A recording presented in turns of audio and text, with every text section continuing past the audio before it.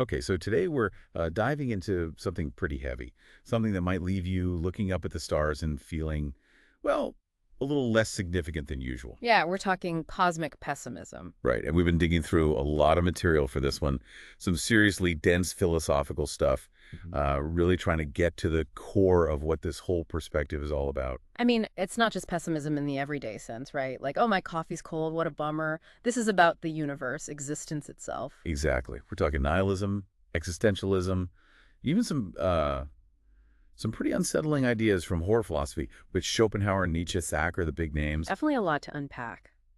So, for starters, how would you sum up what makes cosmic pessimism different? We hear all the time that life is meaningless, but this seems to go further. Yeah, I think that's the key. Nihilism kind of says, look, there's no inherent meaning, right? And existentialism says, okay, maybe, but we can create our own meaning.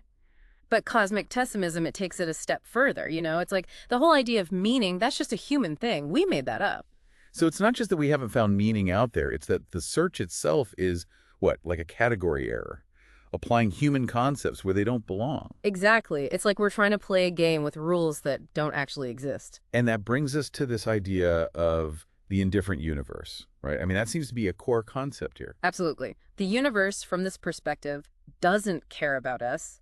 It has no plan for us. We're not the center of the story. We're barely even a footnote. Right. And Eugene Thacker, he has this framework of the three worlds that I found really helpful for understanding this. Can you explain that a bit? Sure. So Thacker talks about the world for us, which is basically our everyday experience. You know, we see the world through a human lens full of meaning and purpose. Right. The world tailored to us. Exactly. Then there's the world in itself. That's the universe as it truly is, independent of us, completely indifferent to our hopes and fears, our little dramas. A world without us even needing to be there for it to exist. Right. And then he has the world without us, which is maybe the most unsettling. That's a reality where humanity just doesn't exist. Not destroyed, just never was. And it's these last two, the world in itself and the world without us, that cosmic pessimism really focuses on, right?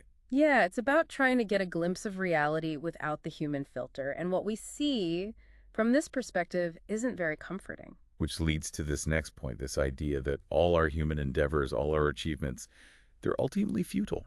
Yeah, I mean, think about it. From a cosmic perspective, our little empires, our scientific breakthroughs, our art, it's all just temporary. It doesn't change the fundamental reality of the indifferent universe. Like building sandcastles on the beach, knowing the tide's coming in. Exactly. And this ties in with Schopenhauer's concept of the will to life, this blind force that drives us to strive and suffer. We're constantly seeking satisfaction, but it's never lasting. Always reaching for something just out of grasp. Yeah, and cosmic pessimism says that's the trap. The will keeps us on this treadmill of desire and disappointment. We're born, we struggle, we die, and the universe just keeps on going, completely unaffected. Not a very uplifting picture, I'll admit. But then it gets even darker, right? We have this idea of the horror of existence. Yeah, and this is where figures like Thomas Ligotti come in. They take this understanding of meaninglessness and push it into really unsettling territory. Ligotti, for example, he talks about life as malignant uselessness. Malignant uselessness. I mean, that's pretty stark. It is. He sees consciousness itself as a kind of cosmic error. We're aware of our own mortality. We understand the meaninglessness of it all, and that creates this deep existential dread. I guess in a way, ignorance would be bliss, huh? Right. But we don't have that luxury. And then there's Lovecraft, of course. His stories are full of these ancient, indifferent entities. They're not necessarily evil, they just exist on a scale so vast that we're completely insignificant to them. Like ants to a human. Exactly. And that's terrifying in its own right. It's not about being hated, it's about not even registering on their radar. Just complete and utter indifference. And Ligotti, he goes even further, right? He's not just afraid of death, he's afraid of existence itself. Exactly. It's the very fact of being conscious in a meaningless universe that's horrifying. Yeah. And in a way, the horror genre, it becomes a perfect vehicle for exploring these themes. It allows us to confront these unsettling ideas in a safe, fictional space. It's like holding up a distorted mirror to our anxieties about our place in the cosmos. Now, all of this leads to a pretty bleak conclusion. Death as the only escape. Yeah, it sounds harsh, but for cosmic pessimists, death is seen as the end of suffering, a release from the trap of the will to life.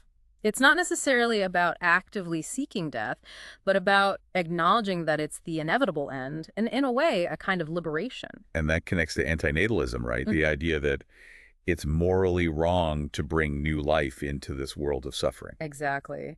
David Benatar, in his book, Better Never to Have Been, he makes a strong argument for this. He says non-existence is preferable to existence because it avoids all potential suffering. So from a cosmic pessimist perspective, having children is actually an act of cruelty. That's the argument. You're bringing another being into a world of inherent suffering and meaninglessness. Definitely a challenging thought. Oh. Now, we've mentioned some major figures in this discussion. Maybe we can just briefly recap who they are and what they brought to this philosophy. Sure. So we have Schopenhauer, who focused on the will to life as the source of our suffering. Right. And Nietzsche, although often associated with more life-affirming ideas, his concept of eternal recurrence can be seen as a kind of cosmic pessimism as well. Yeah, the idea that you live the same life over and over again, endlessly, that definitely has a pessimistic edge to it. It highlights the futility of our actions, the repetitive nature of existence. And then we have Thacker, who's really brought these ideas into a modern context, exploring them through horror and nihilism. His book, In the Dust of This Planet, that's a really good starting point if you're interested in digging deeper into cosmic pessimism. And of course, Ligotti, who's probably the most explicitly pessimistic of the bunch, really focusing on the horror of consciousness itself. And Benatar providing that ethical dimension with his argument for antinatalism. So how would you say cosmic pessimism stacks up against other philosophical viewpoints? Like, how does it compare to existentialism, for example? Well, as we said before, existentialism agrees that there's no inherent meaning, but it emphasizes our freedom to create our own meaning.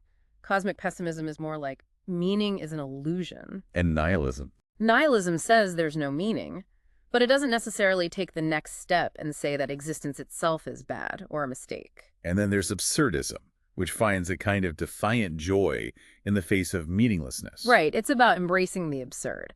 But cosmic pessimism, it's more resigned, I guess you could say. There's no joy to be found, just the eventual cessation of suffering. So a lot less room for optimism there. Now, what about the practical implications of this worldview? How might it affect someone's life if they really internalize this perspective? Well, on the one hand, it can be pretty daunting. I mean, facing the cosmic indifference of the universe, that can lead to feelings of existential dread, isolation, even despair. Right, that makes sense. But the material also mentions a potential for liberation. How so? Well, think about it. If nothing really matters on a cosmic scale, then maybe you can let go of some of the pressures we put on ourselves. The need to achieve, to leave a legacy, all that. It can be freeing in a way. Like a weight lifted off your shoulders. Exactly. You're not playing the game anymore, so you don't have to worry about winning or losing. Interesting. But what about morality? If there's no inherent meaning, does that mean anything goes? That's a tough one. I mean, the sources don't really offer a clear answer on that. It definitely challenges traditional ethical frameworks. But some might argue that even in a meaningless universe, reducing suffering is still a worthwhile goal. Even if it's just for your own peace of mind, I guess. Right. And then there's the whole issue of having children, which we talked about before. From a cosmic pessimist viewpoint, that becomes a really ethically fraught decision. Bringing a new being into a world of suffering, knowing that nothing ultimately matters. Yeah, it's heady stuff. It is. Now let's talk about how this perspective shows up in our culture. The sources give some interesting examples. Yeah, I mean, you see it in shows like True Detective, especially the first season with Russ Cole's monologues about the meaninglessness of it all. Yeah, those are pretty intense. I remember that line about humanity being ghosts haunting a dream. Exactly. And Lovecraftian horror, of course, that whole genre is infused with cosmic pessimism. Those vast, indifferent entities, they're a perfect representation of this worldview. And even something like The Matrix, where our reality turns out to be an illusion that touches on similar themes. Right. It's about questioning our perceptions, confronting the possibility that the way we see the world might be completely wrong. So even if we don't consciously subscribe to cosmic pessimism, these ideas are still floating around in our collective imagination. Definitely. They tap into some deep-seated anxieties about our place in the universe. Well, this has been a lot to take in. Cosmic pessimism is definitely a challenging perspective, one that forces us to confront some really uncomfortable truths. It's not exactly a cheerful philosophy, that's for sure, but it does make you think. It definitely does. So here's something for you all to ponder as you go about your day. If the universe really is indifferent, if our lives are ultimately meaningless, does that change anything?